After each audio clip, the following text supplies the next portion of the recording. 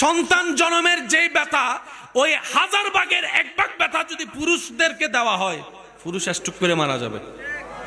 তাহলে পুরুষের সফটওয়্যার আলাদা, নারীর সফটওয়্যার। মনে রাখবেন সব সময়, পুরুষ পুরুষের সফটওয়্যার, নারী নারীর সফটওয়্যার। এখন আমরা করতে চাই কি জানেন? স্বামীরা চাই বউরা স্বামীর মতো হোক, বউয়েরা চাই স্বামীরা বউয়ের মতো হোক। তো দুই সফটওয়্যার তো আলাদা, মিলবে কেমনে? এসে কথা বলে না, দুই সফটওয়্যার আলাদা, মিলবে কেমনে? আচ্ছা শুনেন, পুরুষ জাতি সহজে কোনো কারোর জন্য কান্না করে? কথা বলে না। আপনারা তো জানেন, একটু বলেন না, পুরুষ জাতি সহজে কারোর জন্য কান্না করে? কোথাও বেড়াতে গেছে, 3-4 দিন 5 দিন থাকছে, থাকার পরে আবার চলে আসছে, কোনো তেমন খবর। আমার মা বোনেরা কোথাও যাইয়া যদি 1 সপ্তাহ থাকে কোন একটা ঘরে বিয়ের অনুষ্ঠানে, এই বাইরে হওয়ার সময় একজন আরেকজনকে জড়া দেয়, ওরে কান্না আছে না নাই? আবার যাওয়ার সময় বলে তোমাদেরকে খুব বেশি মিস করব। 2-3 দিন পর্যন্ত বালা করে সেটিং টেটিং চলে, খুব মনে পড়তেছে ওই দিনের কথা, ওই দিনের কথা, কান্না করে উড়ে ফেলে। 1 সপ্তাহ 4-5 দিন পর আবার যার যার কাজে সে ব্যস্ত। ঘরে মানুষ মারা গেলে কে বেশি কান্দে?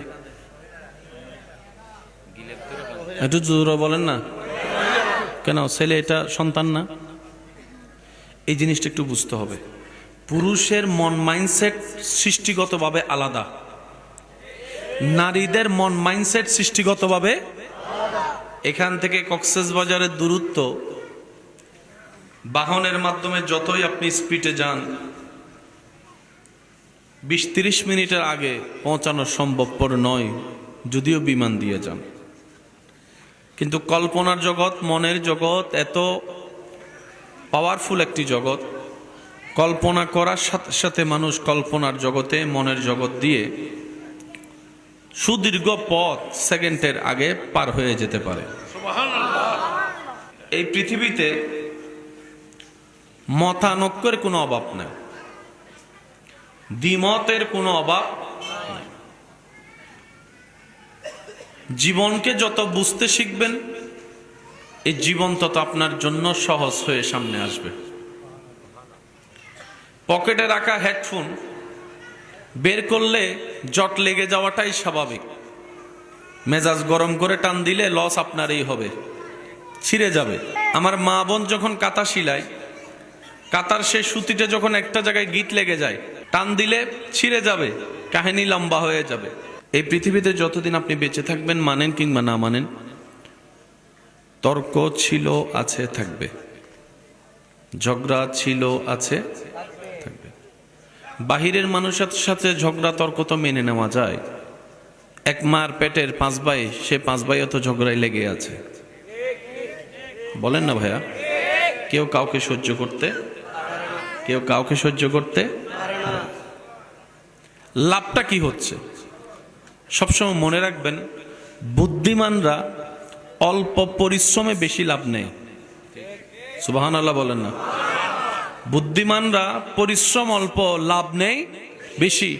আর যেখানে নবী রাহমাতুল লিল আলামিনের উম্মতের কথা আসবে, একটু সুবহানাল্লাহ বলবেন না ভাইয়া? যেখানে ইমামুল আম্বিয়া নবী রাহমাতুল লিল আলামিনের উম্মতের কথা আসবে, সেখানে লস প্রজেক্ট বলে কোনো শব্দই নাই। লস প্রজেক্ট বলে কোনো শব্দ। এরপরও যদি কেউ আমরা লসে থাকি, বুঝতে হবে সেটা আমাদের ব্যর্থতা। এই জিনিসটাকে ক্লিয়ার হতে হবে। নবীর উম্মত লসে থাকবে তা কখনো হতে পারে? আরে যেই নবীর উম্মত মা বাবার চেহারার দিকে মায়ার নজর 1 সেকেন্ড তাকাইলে 7 লক্ষ টাকা খরচ করে যে হজের সওয়াব পাওয়া যায় না, সেই সওয়াব ঘরের ভিতরে পাওয়া যায়। সে নবীর উম্মত তো কখনো লসে থাকতে পারে? বলেন না, লসে থাকতে পারে? যেই নবীর উম্মত হাসলে হয়ে যায় সদকায়ে জারিয়ার সওয়াব, কান্না করলে হয়ে যায় গুনাহ মাফ, সেই নবীর উম্মত তো কখনো লস প্রজেক্টে থাকতে পারে? বলেন না, লস প্রজেক্টে থাকতে পারে? যেই নবীর উম্মত রবের দরবারে নামাজের সিজদা কপাল ঝুঁকায় মাটিতে, মাটিটা সেই কপাল মাটিতে না লেগে চলে যায় আরশে আজিমে।